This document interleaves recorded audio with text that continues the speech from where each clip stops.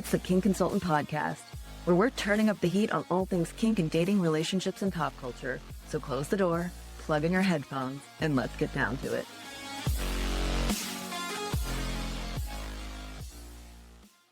Hey everyone, today's episode is a really personal one for me because we're talking about obsession. And as much as I hate to admit this, I'm someone who sometimes, I guess, struggles with obsession.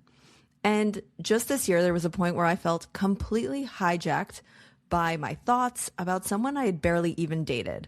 I knew better. I teach emotional intelligence and relationships for a living, and I still got myself stuck. Luckily, I was able to find Kirsten, an obsession coach who specializes in helping people untangle deep emotional attachment without shame, bypassing or forcing themselves to move on. And I don't say this lightly, working with Kirsten genuinely changed my life. In this episode, we talk about how I found her, what I was moving through at the time, and how Kirsten's approach to obsession helped me understand what my attachment was actually trying to teach me. Instead of judging it or trying to get rid of it, she helped me move through it. I am so excited to share today's episode with you. Okay. Hello and welcome to this week's episode of The Kink Consultant. I am genuinely ecstatic and have been waiting for this interview for weeks. Welcome, Kirsten Aut. Kirsten is a coach who helps people get over obsession. And I employed the services of her company, New Badass You, and I am truly obsessed with the results and how she does her work. And as soon as I finished coaching, I was like, I need you on the podcast. So welcome, Kirsten. Hi, I'm very excited to be here. Thank you for having me. Yeah, of course. I mean, thank you for being drug onto this podcast. Twist my arm. Yeah, I was excited. I enjoyed working with you as well. One of my more favorite clients. And I don't want to say it happens, but like as a fellow coach, there are just some people who find you and the vibe is the same. And that's just how life is. And I try and work with more people. I work with people whose vibe is the same. Yeah, exactly. Okay, I want to explain to everyone how I ended up hiring you because you got into my brain in a way no creator ever has before. And it wasn't in a clickbait or a rage bait way. It was so matter of fact. You had a video on Instagram. It basically said, if you're the type of person who gets obsessed with someone, society's telling you to just get over it, power through it, do XYZ to not think about them. I'm telling you to basically think about them and lean in, right? It was something like whatever that was. I was immediately disgusted with myself, with you. It was visceral, okay? And you're a lovely person. That's great. I want to explain this to you. I fucking hate this chick. I'm going to message her. I was like, how dare she get on here and tell everyone that it's okay to feel obsessed. I'm like, it's not okay. They need to be going to the gym. They need to think about anything else. Go make themselves successful instead of spending time thinking about this person. And then I proceeded to spend the next 24 hours thinking only about you. I literally Why are you so obsessed with me? I literally missed an exit on the highway because I was like, well, how could she be right? This is dangerous advice. So what did I do? I looked at your website. I looked into it a little bit more and I was like, okay, maybe there's something here, but I still don't believe it. So I was like, maybe I should hire her as a coach. But before I did that, I messaged you. And what did my message say? Your message was basically like, hey, I'm paraphrasing here. It was better language than this, but it was like, hey, I don't really believe anything you're saying, but I'm really curious about it. I'm so skeptical of your message, but the traditional advice isn't working for me. I've tried to go to the gym. I think that's what you said. I've tried to go to the gym. I've tried to just turn it off. I've tried to shut it down, but it's not working. And so I'm curious about what you're saying. I was like, yeah, but it's not working because you can't fight against your nervous system. I mean, manifestation and all the shit I teach really comes to a psychological backing of you cannot fight your pattern and your programming because it's a motherfucking superpower and it will win every time. So that was my pattern. My pattern was I would fall so head over heels so quickly for somebody. I would make them the source of my happiness. Subconsciously, I didn't know that's what I was doing. But then I would be so fucking hooked on them. And I had such trouble letting go, but I would force myself into this pouch of just get the fuck over it, Kirsten. Let it go, get over it. They're not your person. They're not, if they wanted to, they would. You're just attached to potential. You got hooked on an idea. This is fantasy, not reality. It was so much shame that comes with the traditional, let it go. Why aren't you moved on already? The shame from other people, or just the embarrassment of knowing you're not supposed to do this or feel this way. And then for me, it was the embarrassment of deep down, I've never said it out loud, but deep down being like, well, it's because I wasn't worth enough to them. Like I wasn't worthy. If I could just prove, let me send one more text message. If I could just show them how great I am, then they would see what I see and the potential would be real. Yeah. For me, it was I could make more money and be thinner. Like people on the podcast know that I've had body image issues, but it was just like, if I could have those two things, no one would turn me down. And it was. Yeah. And what else comes with that is like, even if it's not, they would pick me, it's this ego driven, like I'm going to be better and do better and look better. And then they're going to see what they fucking missed out on. Yes. I mean, these are like real things that people do that society says, what is wrong with you? But everybody does them to some extent. But not every single person gets obsessed, I don't think. And not at the level, at least that I would say I get to. I'm with you. I feel like a crazy person more days than not. Like there are still times when I'm like, I have a friend who I hooked up with and like he's always had such a piece of my soul. I hooked up with in 2019, 2020. This is so morbid. He died this year and I still am like, we're going to get married one day.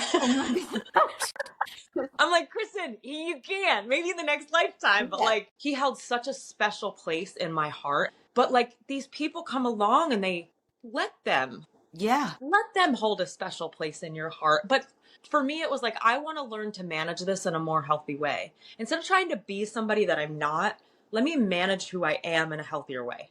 That's my goal with everybody. That was like the whole message that was eye-opening. And it's funny when you say that. The thing that got me, and I think it's good that your message had such an impact on me because it allowed me to like go through the transformative cycle of like, you totally opposed how I had truly been living my life, like trying to get past these obsessions. But once I learned your ways, everything melted, like the tension, the obsession melted away and it changed every part of my life. And that is not like truly every part of my life, the way I worked, the way I dated, all of it. And that's because you stopped resisting who you are. And we don't realize how much exhaustion comes from resisting who I can't be thinking about this. I can't be feeling this way. I'm so stupid. What's wrong with me? Like you can't be creative and in a flow state and create what you want in your life, aka manifest what you want in your life when you're like, I fucking hate who I am. Yeah. It's like so it doesn't work. You yes, can't get to where you want to go by being like, I freaking hate where I am. Like, get me the hell out of this place. How did you come to that realization though? Like, what transformed you? Because obviously you've been where I was of like, oh, I just need to do all of these things and stop obsessing. Like, what was your journey? It's such a good question. There's been so many things. The last two really got me. The last two men that I have dated, aka hung out with, aka slept with. I also had a spiritual awakening in 2021. I was going through that first guy the last two guys, it was the first one. I was going through a breakup with him. We had been friends for 4 months. We crossed the line one night after a couple of drinks and we started dating, but it was just, we were coming from the same wounds in the same place and the same like disorganized attachment style, this push pull of like, I want you. And now I look at it differently. Back then I was like, he just doesn't care about me. Like he just wants to fuck with me. And like, he wants to like have sex with me and then tell me he doesn't want to be with me. Now I see it as the same way that I felt. It's just love is so fucking scary for a nervous system that's been through hell and back as a child. So I had a spiritual awakening at a festival. I was on Molly and like, I can't explain to you what happened. Like it's weird for me to actually try to verbalize because I'm like, if I was listening to me, I'd be like, okay, spiritual awakening. Like, yeah, okay, ego death. Okay.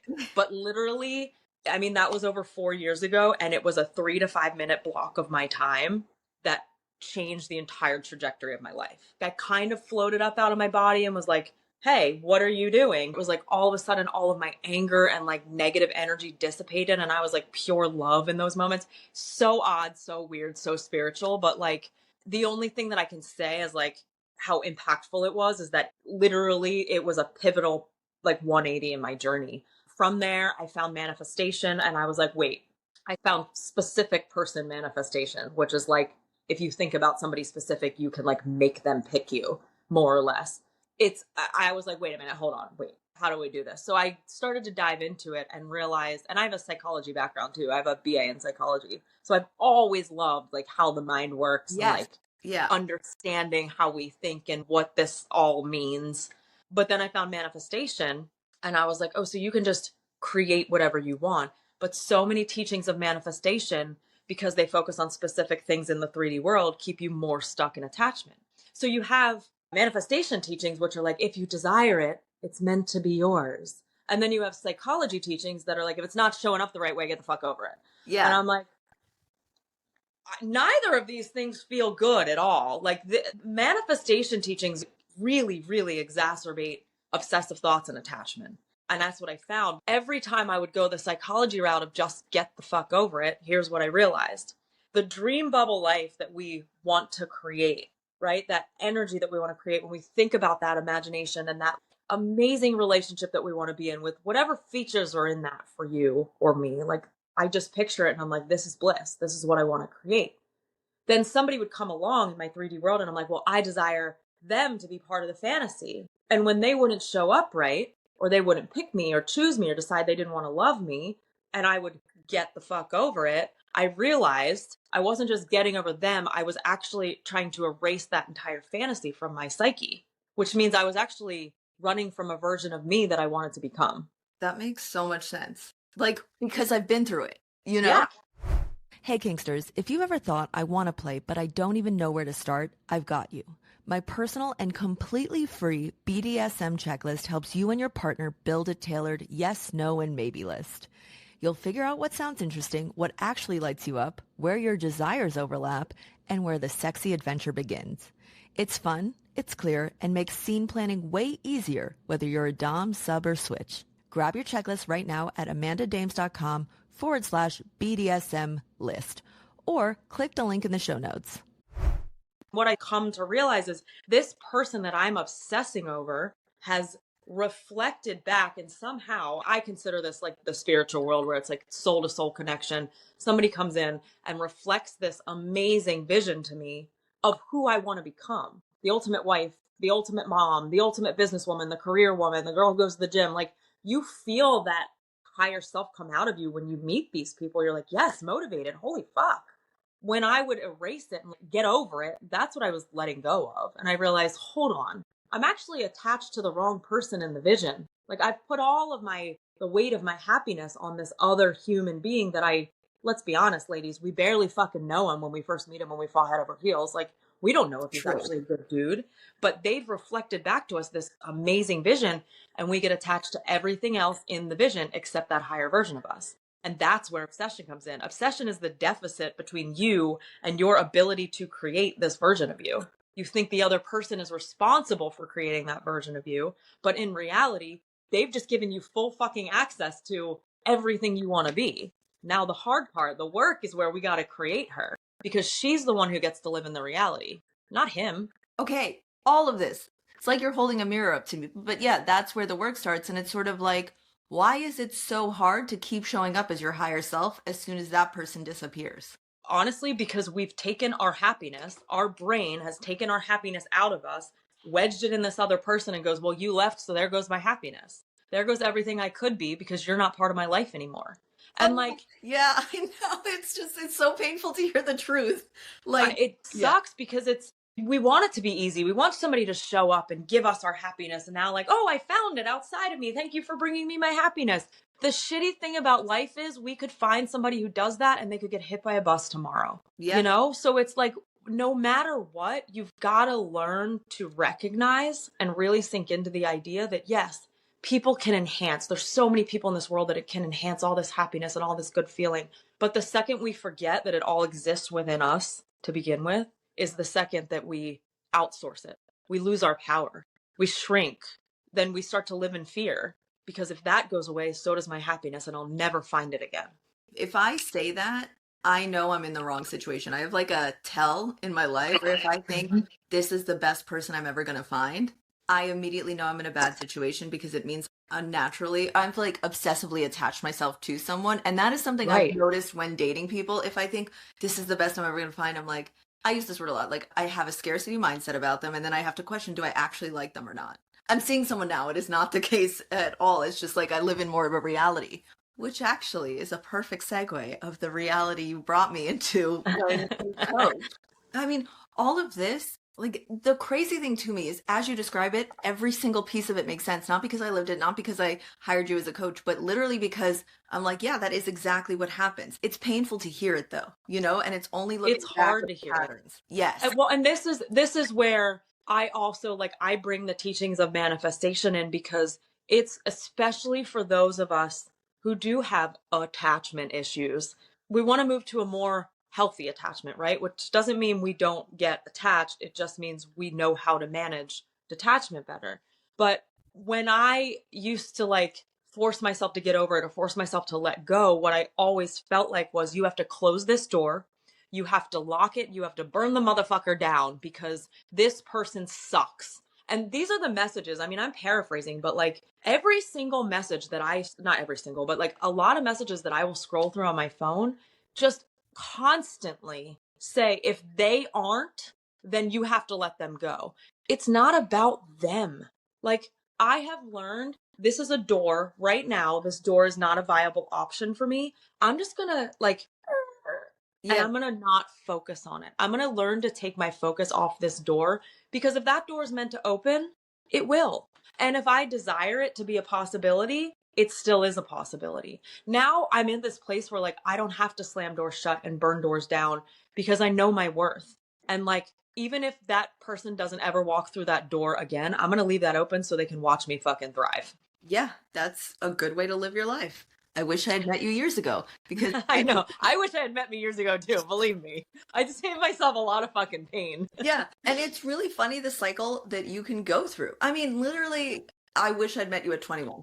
That's how long ago I wish I'd met you. But you know what though? Even if I met me at 21, we didn't have the capacity to understand what we're talking about right now. Probably. And we would have been like, okay, that's bench, man. I'm going to go have sex with that guy over there because he's hot. You're right. There is a certain level of like, that space open to like understand and allow it in. For me, who had boundary issues and like maybe lacked a little bit of self-respect in favor of getting the attention that I wanted, I would not have listened. You're right. I would have been like, but no. There was also a little bit of naivete in being a child, like being like in my early 20s and thinking, no, this is going to be different. I don't know. There's like I mean, I still, well, up until, but like the last one, I was like, oh, this is different. This is going to be different. It's different. I did exactly zero things differently and expected a different result. Exactly zero things different. It's just that's a pattern that a lot of us have, is like, we get really fucking excited about somebody. And then it's like, this is different. I can feel it. My intuition says it's different. And then we sleep with him right away. I mean, this is my pattern. Yeah. You pick your pattern, but like I get really excited, sleep with him right away, knowing I get fully well attached after I have sex with somebody, especially if that sex is good. And then I'm like freaking out because like he didn't text me for 3 hours. And I'm like, this is it. The shoe's dropping and this always happens to me. It's falling apart. Like that energy, that it's repulsive to people, to just that desperate, needy, like, please pick me energy. Okay, but I would not text. I was like, they will never, I'm a wall. I'm like, they will never know I care. But inside I'm dying. Do you know what I mean? Because I'm not even. Yes, I remember you telling me that this was your pattern. Yeah. This is where we differ, because I'm like, no, I won't even. And you helped bring down that wall, because you were like, well, if you haven't communicated this, maybe that should be the first step of like, hey, these are my expectations. And then if they don't meet you, that's like an open conversation where a decision has been made, as opposed to living in my head with it. I think this is a really common thing, Kristen, like both of our ways, but also the obsession. But I also think for people who don't have this experience, it can also seem totally foreign. I'm realizing. The comments that I get that are negative usually are from men. And they're like, I had one the other day say like, limerence is hell, figure it out and get over it. Limerence is hell. It is hell. A lot of the men will say more negative things, like just talking about obsession and this is crazy. Some guy was trolling me and he was like, still chasing Chad.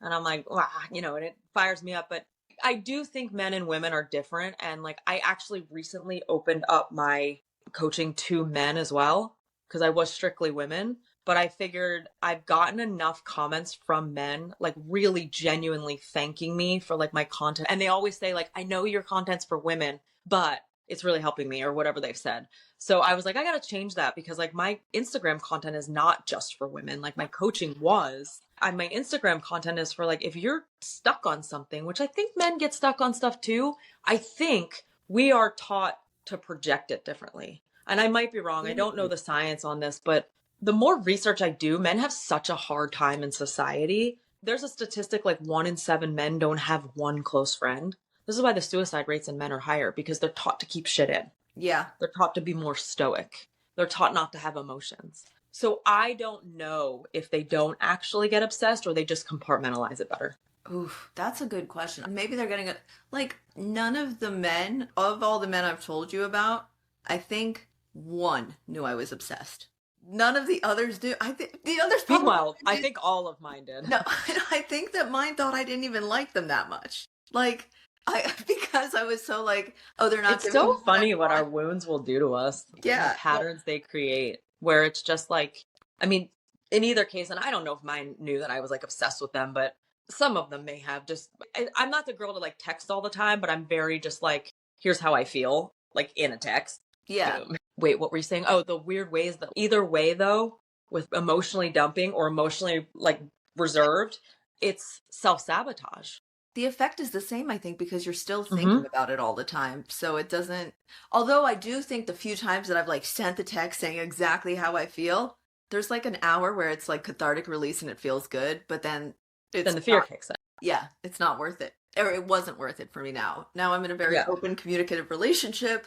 I literally finished my sessions with you. I don't want to like be like, oh, she's a miracle worker. You were a miracle worker for me, right? And I won't deny that. Literally, we finished our session package and it changed a lot. And then I met someone and I was allowed to go into that with very real expectations. And just, I don't even know how to really verbalize this in what you did, but you made me face reality in a way that wasn't scary. I love that. Hey, I have a secret I'm finally ready to talk about. I've never really been a vibes girl. I know, shocking coming from the kink consultant, but that's changing. I'm teaming up with my friends at Babeland for an 8-week self-pleasure journey. Every Friday, I'm trying a new toy and sharing what I learn about my body, my pleasure, and what actually feels good. If you want to follow along, check out my Friday Vibe series on Instagram and Substack. And while you're here, check the show notes for my most recent review. Keep on kinking on. Yeah, it was sort of like, okay, here's what's happening. Working with you encouraged me cleaning up my retirement accounts and realizing like I am my own person. There's no one who's coming to save me. And I knew that. I always joked that my memoir is going to be called No One's Coming to Save You. Because every time I learn that lesson, good things happen. Like literally every time I'm like, Amanda, figure it out. No one's coming to save you. The best few months of my life happened because I'm like, I'm on my game. And you just made that happen. And I'm going to explain something very specific to the kink community that, Kristen, I'm not sure you understood how impactful it was when you said this, but it just blew my mind. I talked to you about how I'm submissive and looking for a dominant and like how that's really difficult. And I don't even remember what I was saying, but you didn't cut me off, but you cut that whole narrative short by saying, I remember this. Oh, you were just like, okay, but that's just fantasy. And at first, there was the resistance of like, this is my entire career. I'm a relationship coach for these people. But then I was like, hold on, wait, no. 90% of the work I do with a lot of my clients is about the relationship itself and not so much always about the kink. It's about the dynamics, about like how you work it in. But when push comes to shove, when the chips are down, if someone needs to go to the hospital, you're not going to the hospital as a dominant sub. You're not going in like your leather and your whips and chains and shit. Yes, that's fantasy. And I realized I just changed the whole way I look at even my own dynamic. And I am in a current dynamic with someone I consider my dom. But like real life is the through line. Those are just like fun moments, or they are moments and ways we connect in our relationship, but it's still just a fantasy. And I think that was a wake up call for me of like, yes, I have to treat it like that in my own life. And it like, blew my mind. And I know, I mean, it's truly like, and I know, and I'm not a psychologist. I don't understand. Even psychologists don't understand all the ins and outs of how the brain works, especially when it comes to sex and these kinds of things. But if you're only looking for one thing when you go into a relationship, you're limited. That's a lack scarcity mindset. It's a full package type deal, right? And anything we're ever looking for in another person, we've got to find in ourselves first. Because you can call in exactly what you want. One, you have to be willing not to settle along the way. you've got to wait until it feels right. And if you can't wait, then you'll settle. So you've got to come from a place of wholeness and completeness, not desperation and lack and scarcity, because then you'll cling to whatever you think that thing is, right? Yes. And the dominant sub is more, I think, instead of saying it's fantasy, let's say it's energy, right? Oh, yes. Yes. Because it's an energy that you want. And that type of dynamic can bleed into other parts of your relationship, right? Yeah. Like there's one aspect, you know, maybe he's dominant in like the bedroom and it works, but then if he's like aggressively dominant in life, like that's no, we don't want that, right? So we want like this flow of like protective safety energetically. Like you want to feel safe in the bedroom, out of the bedroom, when you're at dinner, when you're sitting on the couch by yourself. Like there's a certain energy that you want to feel. The issue is most of us don't become familiar with the energy that we want. We just think about it and we think, I want that, but we don't actually have space in our nervous system for actual safe energy. So we reject it. And that's why we get in these shit patterns and these shit dynamics and this toxicity, because we are toxic. And this is where the mirror really fucking sucks. But it's like, you can't be in a toxic dynamic with somebody if only one of you is toxic. You have to be toxic to be in toxicity. So if you're like, why do I keep finding myself in these toxic relationships? It's because there's pieces of your own toxicity that you haven't addressed yet, and you're still attracted to toxicity. The attracted to toxicity is very true. I'm speechless now because I'm just thinking of like, there are certain relationships where like your wounds attract to each other often, right? And then if Absolutely. the wrong mix, because everyone has wounds. It's just if it's the wrong mix, I think that cycle happens. I think it's if people aren't willing to do the work is when you get stuck in toxicity, because that's the other thing. Like there's a certain level of grace you have to have with yourself, because we're all toxic, right? We all have our own wounds. We're all going to show really fucking ugly sides of ourselves, which is why, again, I caution these messages of like, if they're not showing up perfectly, like they need to go. And people will say like, you don't want somebody who's perfect, but in the same breath, they'll be like, if they're not fully choosing you 100%, they have to go. And it's like, it's been 3 weeks. Can we chill out? Like, and just like maybe grow together. But I think it's a growth mindset and a partnership mindset that you want. Somebody who's willing to do the work with you. But are you willing to do the work? Are you willing to put your fucking shield down and your pitchfork down and also be like, oh, this feels really vulnerable and scary. I'm going to do it anyway. Yes, I just thinking like soundbite. Like, yes, all of these are really valid things.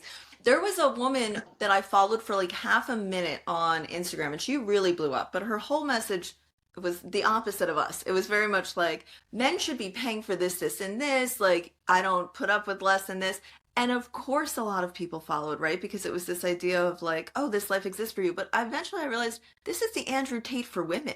Do you know what I mean? And I was like, it's in a prettier package, a slightly less aggressive package. But at the same time, I think it's selling this false thing of you don't need to show up in any type of way. I mean, she did have messaging about like how she made her own money and made good money, but she expected a man to make more and do all of these things. And like, I guess that's a preference thing. But at the same time, that's what I love about your messaging is very much you have to do the work. And it's just... there's no way out of it. And here's the thing. Some people say like, oh, it's wrong for you to want a man who makes money. Like in today's society with inflation and like, how can you fucking... Blah, blah, blah, blah. It doesn't matter what you desire. Like your desires are not the problem. It's your fear behind the desire. So if you desire to be a stay-at-home mom with a man who makes, you know, well into the 6 figures or 7 figures, you're allowed to desire that. But who are you once you have it? When you think about like, oh my God, that would be like my dream life is to be like a really, really kick-ass stay-at-home mom with a husband who's really well off. So I can do charity functions and, you know, donate and be the PTA, whatever you want to do. Like you're allowed to desire that. Who are you when you have it? Get in that energy, because you sitting around nitpicking a man for every single little thing he does that you don't like isn't going to get you into that dream bubble life, because you're not actually boosting him up. And this is where women are like, I don't have to boost him up. I don't have to do that. Like, yeah, you do. If you want a real true partnership, you better work to become half of that fucking partnership. That's the part. Like I work with my clients on this specifically. My single clients who are looking to date or find a dom, I always force them to answer me, what are you bringing to the table? Like who are you playing in this partnership? Because that's how I would set up my own dating profile. I would say like, here's who I am, here's what I'm looking for, here's what I bring, because it's a showing up and being accountable that you want to be in partnership with someone. Mm-hmm. I've never put it the way you just did. I'm so glad you were here once again. I'm like just like listening to you nonstop. I'm like, what other nuggets can I pull out? I could probably have more in here. I just love this stuff. The thing is like for me, realizing that everything is a reflection was the hardest message I've ever had to like integrate into my life. Now that I understand it, I fucking love it. Like, it's so cool to be like, who do I want to show up as in a relationship? And how well can I hold that state? How well can I hold that state? Meaning, like, is this sustainable? Is that what you mean? If I want to be, let me think about who I want to be in a relationship. Let's take relationship, and I'm single right now. So, and I'm on the apps. So I consciously think about, who do I want to be? If this guy I'm going out with is my dream guy in the dream bubble, who am I in the dream bubble? What energy am I holding in this dream bubble? It's personal accountability for myself. I'm holding him accountable for his actions. I have kick-ass fucking boundaries in that relationship. Like, I don't waver on things I don't want to do. These, like, just take those three things. Now I take that energy and I go into the first date with it. Oh, I love that. Okay, tell me. There's no compromising who I am anymore because somebody's showing up as not what I want. Doesn't matter how excited I am about this date, how compatible I think we are. I'm not bending who I am, because that doesn't get me to the dream bubble life. Shrinking myself and like squeezing myself into this box and being like, okay, yeah, we can like make out even though I don't want to, because I think that's what he wants. That's not going to get me where I want to go. So I have to be willing to say no to people and keep that space open for the right person. That's the thing that most people have trouble with. Oh, another nugget. Thank you. I'm so glad I had asked you to double tap on that. Okay. Tell me about your date. Oh my God. It was awful. Why? Why was he promising in the first place? So he was here on business. And I will say, like, I'm going to go live with this on my own channel. And well, I guess by the time this airs, you can go back to my content and watch the live. It's easy to look back in hindsight and be like, why'd you do that? Like, you shouldn't have done that. You should have shifted here. How can you even tolerate that? And I know people are probably going to say that. So I'm like mentally preparing for it. But like, he was in town for business. We talked on Bumble. He was full disclosure about that. And he said, grabbing like a drink or a fun date or a fling would be fun. And I said, well, I'm not up for a fling. That's not my thing anymore. Like, I have decided my sexual energy is so vital to me. And when I give it away too soon, it kills me. So I've decided, like, I've been celibate for like a little bit of time here, which is wild because like I miss sex so much. So we end up chatting. We ended up chatting on the phone. There was a vibe there. And we ended up meeting up. And we went to lunch at this little taco spot. I got some quesadillas. And then I was cold and he could see I had goosebumps inside. And he was like, let's go outside. I'm in Austin. It's warm here. Yeah. So we did. This man immediately walked back to his hotel. And I was like, wait, we're going back to your hotel? And he was like, well, yeah, but not for that. Not for that. And like this is where like the girl, come on. He goes, well, there's a Starbucks, or like I have a sofa up in my suite. And I didn't go up. I wish I had said, I told you no, because my girl brain, my people pleaser brain was like, well, maybe he is just being nice. He was not being nice. He was trying to get me alone and upstairs. Yeah. Like 100% sure of that now. In the moment, I wasn't. And this isn't even the bad part. So I was like, well, let's just go to this rooftop. Like, I just redirected. And so we went to a rooftop. We had drinks and then we left. And I walked home because I wasn't that far from where we had drinks. And he went back to his hotel. And I got a text message like right as I walked in the door. And he said, I wanted to kiss you, but Diane, or whatever her name was behind you, like side-eyeing us. One, there was nobody. Well, what I said to him, I go, oh, that's okay, because making out on the street is like not my thing. Like, I didn't want to do that. And he goes, oh, no, I meant when we were sitting at the restaurant. One, there was nobody behind me. There was a group of insurance brokers like to the side of us. And I'm like, I could feel, this is where the good stuff comes in, because I could feel that I was being manipulated, where previous versions of me, I wouldn't have realized it. I'm like, you're trying to use a fake woman to make me jealous, to try and get me to come back out and make out with you. Which is crazy. And it's like, oh, I wanted to kiss you, because he was also only in town on business, right? So this was like a time. And there were several other comments that he made throughout the conversation that I was like, not enough that I was like, ew. Looking back, I should have been like, no, I'm not doing this. I'm not interested. I will say this, and this is what I'm going to talk about on my live. You've got to start to hone in on your nervous system and what the fuck it's doing, because I'm still practicing and I'm still learning. My psyche and intuition and nervous system was screaming at me the entire date. I actually went in the bathroom at one point and said, Kristen, you've got to live in the moment. Because that's what I thought the issue was. Somebody else kept crossing my mind, somebody that I haven't talked to in years. And I was like, you've got to just get a grip and live in the moment. Like, you don't have to commit to this guy. Nothing has to happen. It doesn't have to be a thing. But my intuition the entire date was like, something's off. So energetically, like, I would have brushed off. An older version of me would have been like, Kristen, you're just so crazy that entire date. Like, you just can't relax. Now I know, like, there's a reason I couldn't. Yeah. And after that text message, he wrote me again and he's like, Kristen, do you want to make out with me? And I was like, I didn't say anything. And he wrote me back. He goes, that doesn't sound like a hard yes. And I said, it is not. Sorry. And then he said something else. And I was like, well, I told you that I didn't want to fling. And instead of saying, and I actually consulted ChatGPT on this. I was like, what's going on here? And ChatGPT was like, girl, red flag, red flag, red flag, red flag. Instead of saying, you're right, you did say that. I'm sorry. I didn't respect that boundary. He went into a dissertation about why I misunderstood what a fling was and then told me, you're guarded. It's okay. I hate that when they're like, because I would never do that to somebody.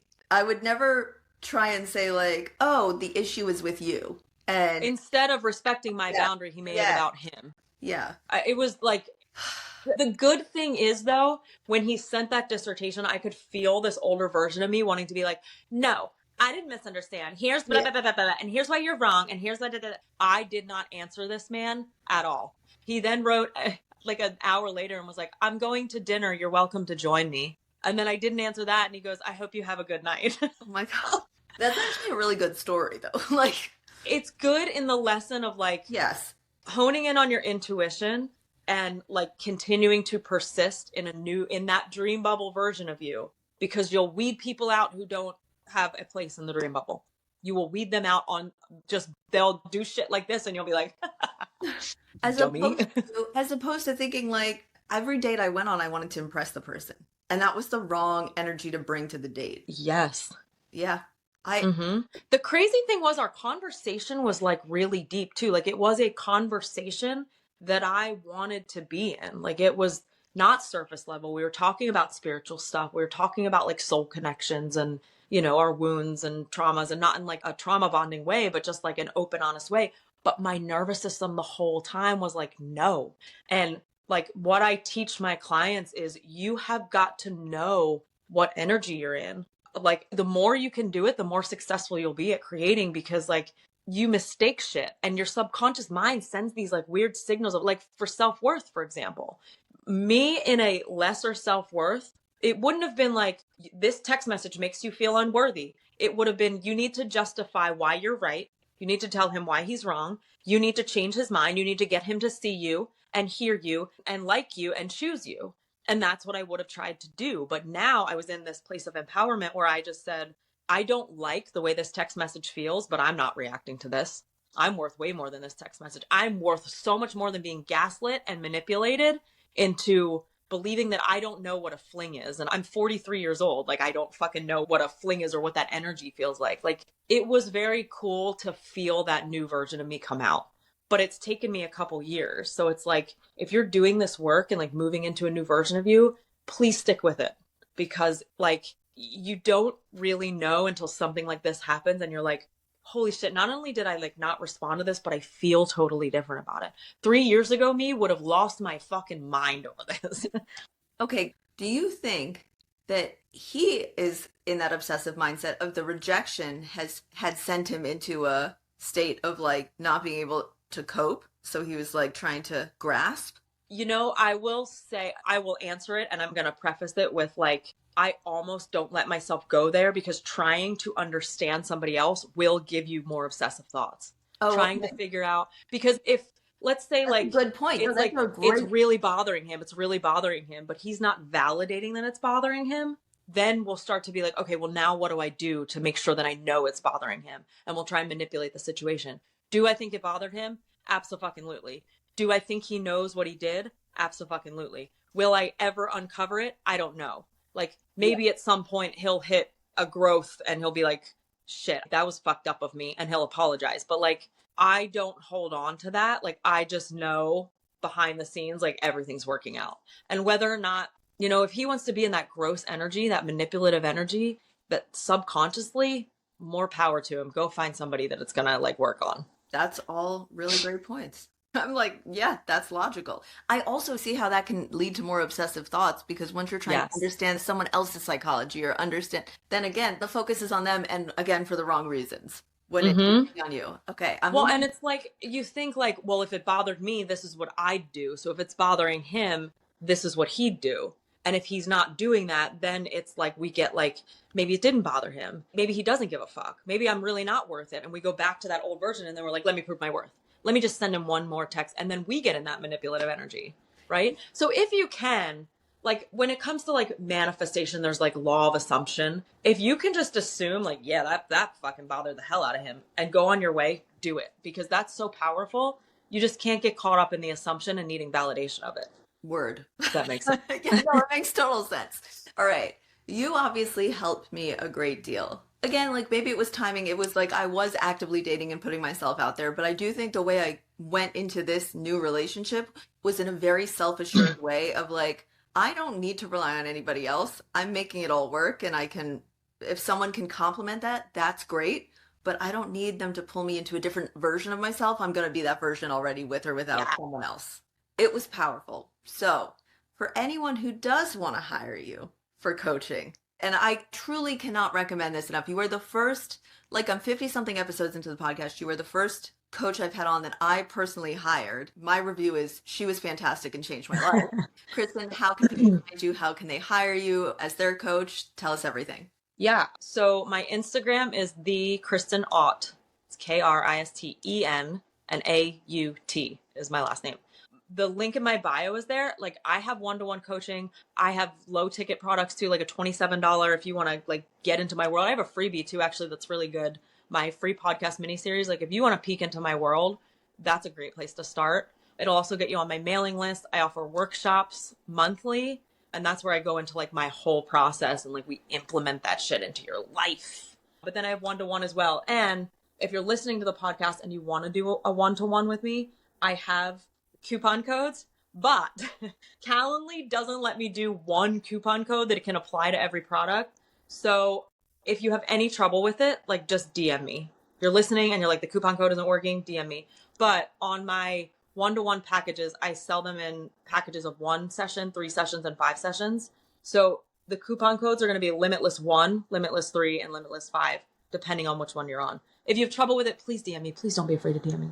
Okay, so and what does the discount come with? A percentage off? That's a 10% discount on my 10% discount. Thank you. Yes, okay, thank so you. For that, Limitless 1, Limitless 3, or Limitless 5, and DM Kristen if you're having any trouble with it. I also do want to call out that I did the freebie first. I did the video series. Then even though I'd already hired you, I was like, well, let's make it as productive as possible. So then I also got the $27 5-day thing before we were meeting, and I made sure to finish it before we met. And all of those things alone were really helpful. Nothing helped as much as the one-on-one, like us going back and forth. It's like different when you being smacked have the conversation. Like, just not being allowed to live in my fake world is different. And that's what I got from the one-on-ones. But that $27 like add-on to the video series was amazing. You have like a good manifestation recording in there. I don't know if you do it, something in it. I was like, this is really good. That alone, I was and the detox, the detox, $27 detox, that detox. Yeah, there's 2 audios in there for manifestation. Really good. Yeah, just to help you get in that energy of the future self. And the other thing that I wanted to say to go along with your coaching, I don't guarantee any sort of a result, because one of my main things is personal accountability. But even with that, and if you get the $27 thing, this will help a lot with it, because trust and surrender to your process is like single-handedly the most powerful thing you can do, because I can't make shit show up any more than you can. I mean, if I would be able to do that, I'd have a hot husband with a big dick at this point.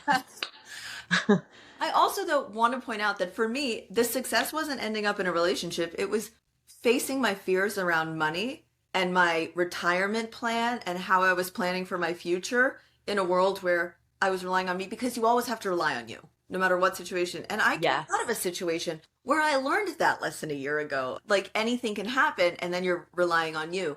But I was living in a fearful place of, well, I can't handle it. Telling myself all sorts of things that made me way too nervous. And I was procrastinating on a lot of things that our sessions helped me do, which led to me feeling more confident, which helped me living at that higher level that you're discussing.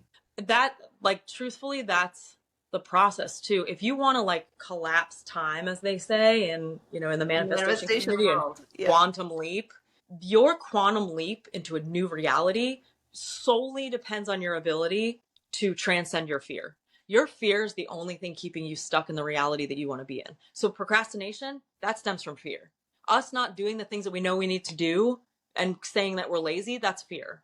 There's like a bigger block. The quicker you transcend that block and you act, I think a lot of people think that, you know, manifestation gets this rep, like, if you just dream about it, it'll happen.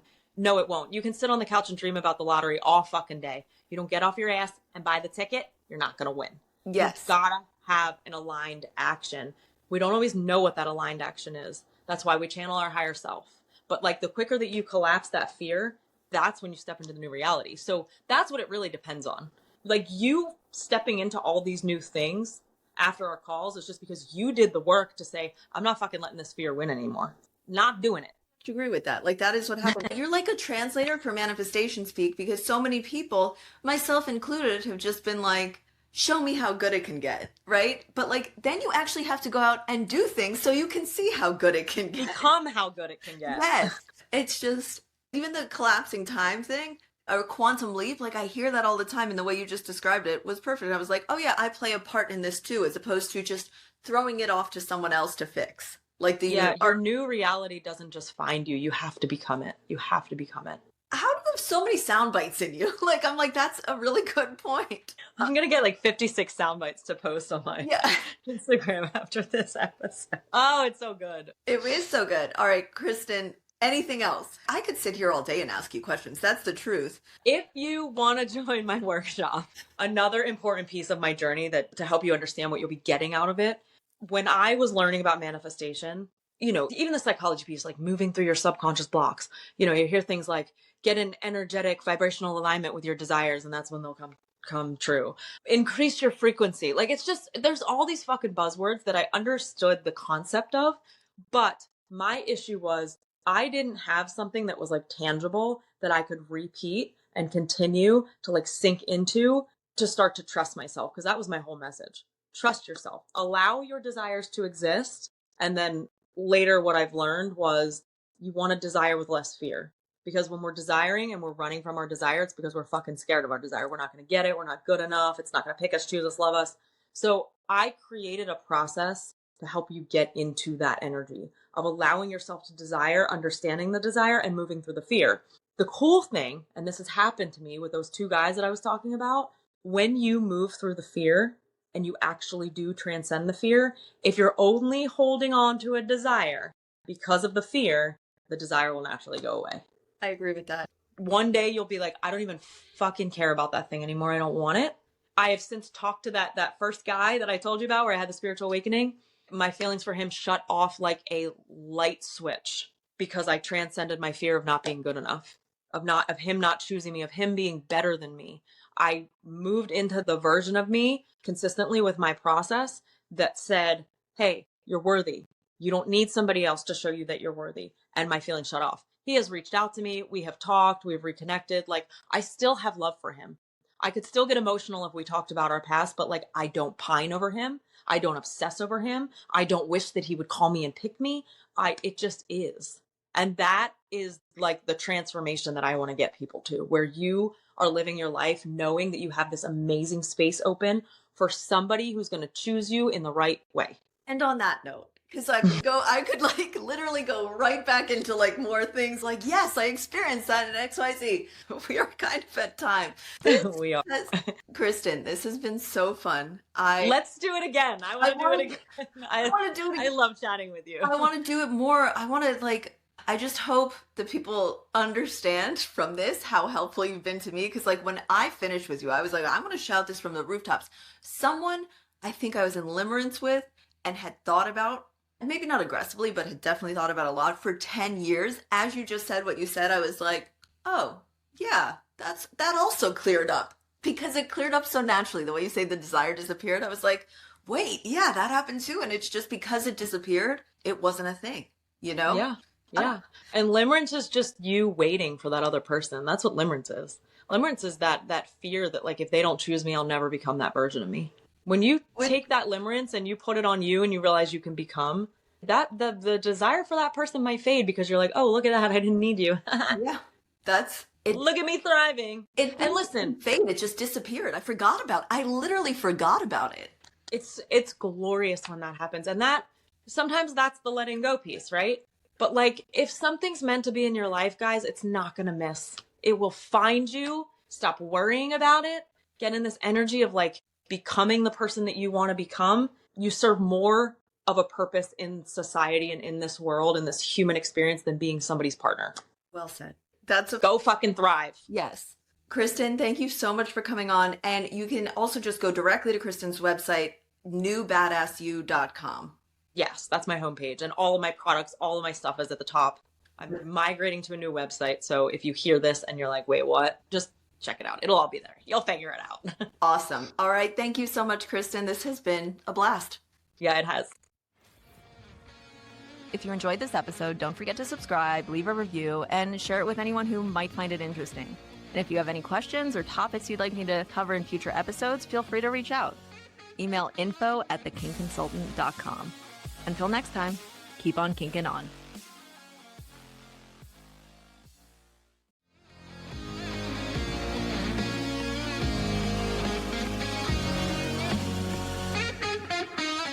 It's the Kink Consultant Podcast, where we're turning up the heat on all things kink and dating, relationships, and pop culture.